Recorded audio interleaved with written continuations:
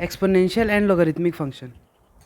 इस वीडियो में हम लोग एक्सपोनेंशियल फंक्शन, लॉगरिथमिक फंक्शन और लॉगरिथमिक फंक्शन के प्रॉपर्टीज़ के बारे में देखने वाले हैं। तो सबसे पहले देखते हैं एक्सपोनेंशियल फंक्शन होता क्या है। एक function for example in the form a to the power x, a कोई भी कांस्टेंट हो सकता है 1, 2, 4, 6 या फिर इवन डेसिमल में 4.18 या ऐसा कुछ भी। तो कोई भी एक कांस्टेंट a पर पावर x क्या है मेरे पास वेरिएबल है। अगर फंक्शन ऑफ x है मेरे पास तो x मेरे पास वेरिएबल है। तो किसी भी कांस्टेंट पर पावर वेरिएबल, ये जो फंक्शन है इस फंक्शन को हम लोग कहते हैं एक्सपोनेंशियल फंक्शन। इस एक्सपोनेंशियल फंक्शन में जो मेरा बेस होने वाला है वो ये कांस्टेंट वैल्यू होने वाला है। ये जो a है इसको कहते हैं हम लोग बेस, और ये जो x है इसको कहते हैं हम लोग पावर। तो अब हम लोग ये जो a है यहाँ पर इस एक्सपोनेंशियल फंक्शन में जो हम लोग डील करने वाले हैं उसमें a मेरा ग्रेटर देन 0 है। अब अगर एक्सपोनेंशियल फंक्शन के ग्राफ के बारे में देखें तो इसका ग्राफ दो तरह से बनेगा। पहला अगर a positive, a greater than 1 है, और दूसरा अगर a लेस देन 1 है। अगर a ग्रेटर देन 1 है, फॉर एग्जांपल a को हम लोग कोई एक वैल्यू मान लेते हैं, फॉर एग्जांपल a को मान लेते हैं हम लोग 2।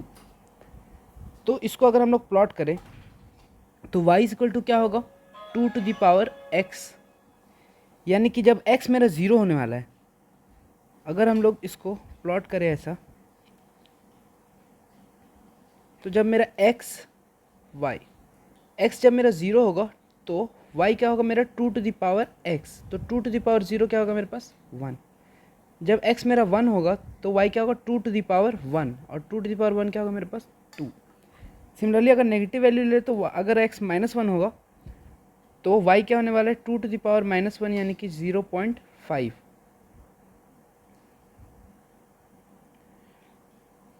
और अगर हम लोग इन्फिनिटी पुट करते हैं तो प्लस इन्फिनिटी पे ये हो जाएगा 2 टू द पावर इन्फिनिटी, यानी कि ये हो जाएगा मेरा इन्फिनिटी। और माइनस इन्फिनिटी पुट करें तो ये हो जाएगा 2 to the power minus infinity is equal to, अगर हम लोग देखें तो ये 1/2 टू द पावर इन्फिनिटी है। और किसी भी 1 से लेस देन नंबर का अगर पावर इन्फिनिटी हो तो ये क्या होता है मेरे पास 0। या फिर इसको हम लोग ऐसे भी देख सकते हैं कि 1/2 टू द पावर इन्फिनिटी को हम लोग ऐसे भी देख सकते हैं 1/2 टू द पावर इन्फिनिटी, और 2 टू द पावर इन्फिनिटी क्या होगा इन्फिनिटी, यानी कि 1/∞ इज इक्वल टू मेरा 0। तो मेरे पास जो पॉइंट्स ऑफ आ गए मेरे पास इस ग्राफ के, तो वो क्या आ गया मेरा x 0 जब होगा तो y होगा मेरा 1, x 1 होगा तो y होगा मेरा 2, x -1 होगा तो y होगा मेरा 0.5, x इन्फिनिटी होगा तो y होगा मेरा इन्फिनिटी, और x माइनस इन्फिनिटी होगा तो y होगा मेरा 0। ये 5 कोऑर्डिनेट्स आ गए मेरे ग्राफ के। अब हम लोग इसका ग्राफ प्लॉट करते हैं एक्स वाई प्लेन में। तो ये मेरा एक्स वाई प्लेन आ गया। इस प्लेन में हम लोग को ये 5 पॉइंट दिखाने हैं। तो पहला -∞, 0, x -∞ कहाँ होगा इस एंड पे, और वहाँ पर वो 0 की तरफ जा रहा होगा। उसके बाद अगला पॉइंट है मेरा इन्फिनिटी, तो इन्फिनिटी, कुछ यहाँ पर होगा। अगला है मेरे पास -1, 0.5, यानी कि x जब -1 होगा तो y मेरा 0.5, यानी कि ये कुछ यहाँ होगा जो मेरा 0.5, 0 और 1 के जस्ट बीच में। अगला पॉइंट है मेरे पास 1, 2, तो x जब 1 होगा तो मेरा y होने वाला है 2, तो ये मेरा ये आ गया 1, 2। और लास्ट एक और पॉइंट मेरे पास 0, 1, तो जब x 0 होगा तो y 1, यानी कि ये पॉइंट आ गया। तो अब अगर हम लोग ग्राफ बना ले इन 5 पॉइंट से तो मेरा ग्राफ कैसा बनेगा, मेरा ग्राफ बनेगा कुछ ऐसा। ये मेरा ग्राफ बनता है। तो ये जो ग्राफ है, ये ग्राफ किसका ग्राफ है 2 टू द पावर x का ग्राफ है। सिमिलरली कोई भी a to the power x है अगर मेरे पास, तो कोई भी a to the power x ये कैसा जाएगा। अगर हम लोग फिर से देखें, ये तो मेरे पास एक पर्टिकुलर केस था जब a = 2 है, पर अगर a ग्रेटर देन 1 है तो a to the power x, तो a टू द पावर -∞ मेरा अगेन 0 ही होगा, a टू द पावर 0 1 ही होगा, और ये मेरा ऊपर की तरफ जाएगा।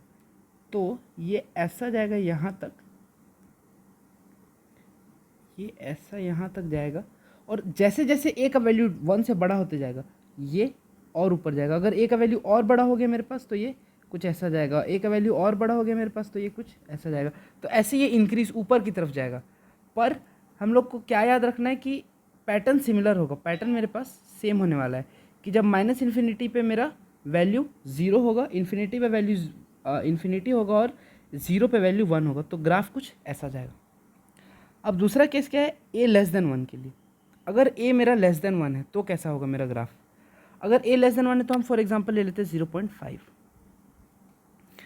तो x का वैल्यू अगर माइनस इन्फिनिटी है तो माइनस इन्फिनिटी पे क्या होगा, 0.5 to the power minus infinity, यानी कि 1/0.5 पर पावर इन्फिनिटी। और 0.5 क्या है, 1/2। तो इसको हम लोग लिख दें अगर 1/2 to the power infinity, 1/2 to the power infinity. अगर हम लोग इन्फिनिटी अंदर ले जाए तो ये इन्फिनिटी मेरा 2 के ऊपर चला जाएगा, और 1 टू द पावर इन्फिनिटी तो इन्फिनिटी होता है। अब ये 2 टू द पावर इन्फिनिटी यहाँ से मेरे पास, ये 2 टू द पावर इन्फिनिटी यहाँ से न्यूमरेटर में चला जाएगा। तो अब क्या होने वाला है, is equal to 2 to the power infinity. और 2 टू द पावर इन्फिनिटी क्या होता है मेरे पास, इन्फिनिटी, यानी कि 0.5 to the power minus infinity मेरा इन्फिनिटी आने वाला है। तो इसको हम लोग यहाँ पर सब्स्टिट्यूट कर लेते हैं। तो पहला माइनस इन्फिनिटी पॉइंट पे ये इन्फिनिटी होगा। अगर 0 पुट करें तो 0.5 टू द पावर 0 1 ही होगा, क्योंकि कोई भी नंबर पे पावर 0 1 होता है। और अगर इन्फिनिटी पुट करें तो इन्फिनिटी पे ये मेरा 1/2 टू द पावर इन्फिनिटी अगर कर ले तो होगा मेरे पास 1/2 टू द पावर इन्फिनिटी, ये क्या हो जाएगा मेरे पास 0, क्योंकि असल में 1/2 टू द पावर इन्फिनिटी क्या होगा, 1/इन्फिनिटी, क्योंकि 2 टू द पावर इन्फिनिटी मेरा इन्फिनिटी होगा, तो ये 1/इन्फिनिटी होगा और ये हो गया मेरा 0। तो फाइनली इन्फिनिटी पे ये 0 होने वाला है। तो इस बार ग्राफ कैसा बन रहा है, इस बार ग्राफ मेरा ऐसा बनेगा। तो ये ग्राफ है मेरा ए लेस देन 1 के लिए, और ये जो ग्राफ है मेरा ये ए ग्रेटर देन 1 के लिए। ये इंक्रीज़ कर रहा है एक्स इंक्रीज़ करने से, जबकि ये डिक्रीज़ कर रहा है। तो ये दो ग्राफ थे मेरे एक्सपोनेंशियल फंक्शन का। तो एक्सपोनेंशियल फंक्शन का ग्राफ कुछ इस तरीके से होता है। तो एक्सपोनेंशियल फंक्शन का एग्जांपल अगर हम लोग देखें तो एग्जांपल देखते हैं हम लोग। सबसे पहला ले लेते हैं 2 टू द पावर एक्स। तो ये भी एक एक्सपोनेंशियल फंक्शन है जिसका बेस क्या है मेरे पास, इसका बेस है मेरे पास 2। अगला फंक्शन ले लेते हैं हम लोग 1/2 टू द पावर एक्स, इसका बेस क्या है मेरे पास 1/2। अगला फंक्शन हम लोग ले लेते हैं 2.618 टू द पावर एक्स, इस फंक्शन में बेस क्या है मेरे पास 2.618। अब एक अलग से हम लोग नेचुरल एक्सपोनेंशियल फंक्शन डिफाइन करते हैं। इस नेचुरल एक्सपोनेंशियल फंक्शन में बेस जो है उसका वैल्यू होता है मेरे पास ई, और ई का मतलब होता है 2.718। ए का वैल्यू होता है मेरा ई, और ई होता है मेरे पास 2.718, यानी कि एफ एक्स मेरा क्या होने वाला है, ए की जगह हम लोग ई को सब्स्टिट्यूट करते हैं तो f x to e to the power x, ये होने वाला है मेरे पास एक्सपोनेंशियल फंक्शन, जिसको हम लोग कहते हैं नेचुरल एक्सपोनेंशियल फंक्शन। इसको हम लोग नेचुरल एक्सपोनेंशियल फंक्शन कहते हैं। अब f x to e to the power x है, तो यहाँ पर क्या हो रहा है मेरे पास, जो ई है ये ई क्या है मेरे पास 2.718, यानी कि ये क्या है मेरे पास पॉजिटिव। और दूसरा e greater than 1, e is greater than 1, यानी कि ये कैसा बनेगा फंक्शन इंक्रीजिंग, क्योंकि हम लोग यहाँ देख चुके हैं अगर ए ग्रेटर देन 1 है तो मेरा कैसा बनता है फंक्शन, मेरा फंक्शन बनता है मेरे पास इंक्रीजिंग, क्योंकि एक्स जैसे जैसे इंक्रीज होगा फंक्शन इंक्रीज होगा। लेकिन ए लेस देन 1 के लिए मेरे पास एफ एक्स क्या बनता है, एफ एक्स बनता है मेरे पास डिक्रीजिंग, क्योंकि जैसे जैसे एक्स का वैल्यू इंक्रीज होगा वाई का वैल्यू डिक्रीज होगा मेरा। तो इसलिए यहाँ पर मेरे पास केस आ रहा है ई इज़ ग्रेटर देन 1, यानी कि मेरा फंक्शन होने वाला है इंक्रीजिंग फंक्शन। अब इसका ग्राफ अगर हम लोग देखें तो सिंपल है, जैसा हम लोग पिछला देख चुके हैं। हम लोग क्या करने वाले हैं, इसका ग्राफ ऐसा होगा कि माइनस इन्फिनिटी पे 0, 0 पे 1 और इन्फिनिटी पे इन्फिनिटी। तो ये ऐसा जाएगा। ये हो गया मेरा ई टू द पावर एक्स। हम लोग यहाँ पर कोइंसाइड नहीं करा रहे एग्जैक्टली मेरे एक्स एक्सिस से, क्योंकि ये माइनस इन्फिनिटी नहीं, माइनस इन्फिनिटी और एक्सटेंड होगा पूरे एंड तक जाएगा। तो हम लोग ये कर रहे हैं कि ये अप्रोच कर रहा है ऑलमोस्ट, ये जाके इन्फिनिटी पर अप्रोच हो जाएगा। तो ये हो गया मेरे पास। हम लोग क्या करते हैं, हम लोग असल में यहाँ पर ये ऐसा ला के और यहाँ पर हम लोग पैरेलल बना देते हैं, और पैरेलल बनाने के बाद दो पैरेलल लाइंस कहाँ मिलने वाले हैं मेरे पास इन्फिनिटी पे, तो हम लोग ये कर देते हैं। तो ये है मेरे पास ई टू द पावर एक्स का ग्राफ। अब अगला मेरा जो फंक्शन है, दूसरा फंक्शन है, वो मेरा लॉगरिदमिक फंक्शन है। तो एफ एक्स अगर ई टू द पावर एक्स है तो इस एक्सपोनेंशियल फंक्शन का जो इन्वर्स होता है उसको कहते हैं हम लोग लॉग एक्स बेस ई। अगर एफ एक्स मेरा ए टू द पावर एक्स है तो इस एक्सपोनेंशियल फंक्शन का जो मेरे पास इन्वर्स होगा उसको कहते हैं हम लोग लॉग एक्स बेस ए। लॉगरिदमिक फंक्शन क्या है मेरे पास असल में? लॉगरिदमिक फंक्शन है असल में मेरे पास inverse function of exponential. Exponential function का इन्वर्स है, एग्जैक्टली इन्वर्स है मेरे पास। तो ये मेरा बेस के ऊपर डिपेंड करता है कि यहाँ मेरा लॉग का बेस क्या आएगा, क्योंकि मेरा फंक्शन एक्सपोनेंशियल फंक्शन भी मेरा बेस के ऊपर डिपेंड करता है। तो यानी कि अगर हम लोग एग्जांपल ले ले तो a to the power x is equal to b, तो मेरे पास एक्स क्या आएगा? ये क्या है मेरे पास? एक्सपोनेंशियल फंक्शन है। तो एक्सपोनेंशियल का अगर हम लोग को एक्सपोनेंशियल में क्या होता है मेरे पास कि ये मेरा वाई का वैल्यू है, अगर हम लोग को एक्स, ये मेरा एक्स का वैल्यू है, अगर हम लोग को एक्स का वैल्यू चाहिए तो हम लोग क्या लगाते हैं? F inverse of y. जबकि वाई का वैल्यू चाहिए तो हम लोग लगाते हैं f x y equal to f of x. तो यहाँ एक्स मेरे पास एफ इनवर्स ऑफ वाई आने वाला है।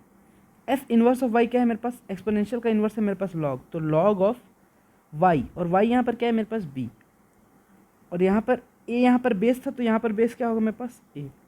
तो ये होता है मेरे पास logarithmic function x is equal to log b a. यानी कि अगर मेरे पास a to the power x is equal to b है तो मेरा x अगर निकालना है तो मेरे पास लॉग आएगा लॉग बी, और बेस क्या आएगा मेरे पास? जो यहाँ बेस था ए। सिमिलरली अगर ई टू द पावर एक्स है मेरे पास फंक्शन, तो x निकालना है तो x मेरे पास क्या आएगा? लॉग बी, पर इस बार बेस क्या है मेरे पास? ई, तो यहाँ पर बेस आएगा ई।